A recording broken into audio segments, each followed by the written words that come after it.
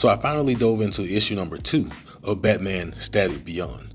This is my first foray into Dakota, into Milestone, all of those things.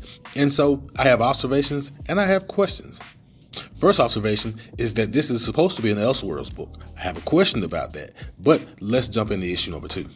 And before we dig too deep, creative team check.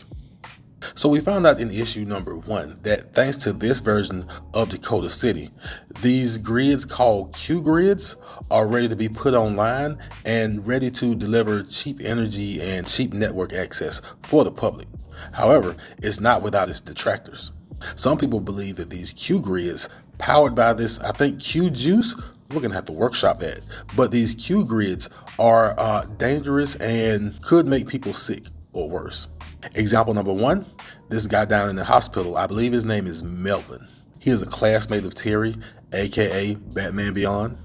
Meanwhile, back in Dakota City, this adult version of Static, whose design I really like, but he is handling business involving the Q grids and the energy initiatives. I forget his official title at this time, but he's definitely some kind of representative of this futuristic version of Dakota City. We get a little bit of history about the Milestone heroes and an update on another original Milestone hero. Pretty cool if you ask me.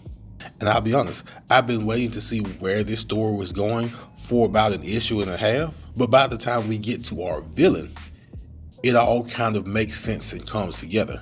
Speaking of coming together, we also get introduced to some of the current Dakota City heroes, and I'm not going to spoil a lot of the action, but I will say, by the end of this issue, it is literally lights out. And I know that was kind of vague, but I didn't want to give away a whole lot of Batman Static Beyond issue number 2. But I will say, as my first trip to Dakota City, I think I'm finally picking up what they're putting down. What I am interested in is the idea that Static brought up the Big Bang. And although I haven't been reading Milestone, I think the Big Bang happened in the new iteration of Milestone that was introduced a few years ago. And with some Milestone characters seemingly being folded into the DC universe coming up soon, is this Elseworlds book just a future version of the recent Milestone books? I'll have to go back and read and see what I can figure out. Either way, like I said, I'm finally picking up what they're putting down, and we'll see you back here for issue number 3.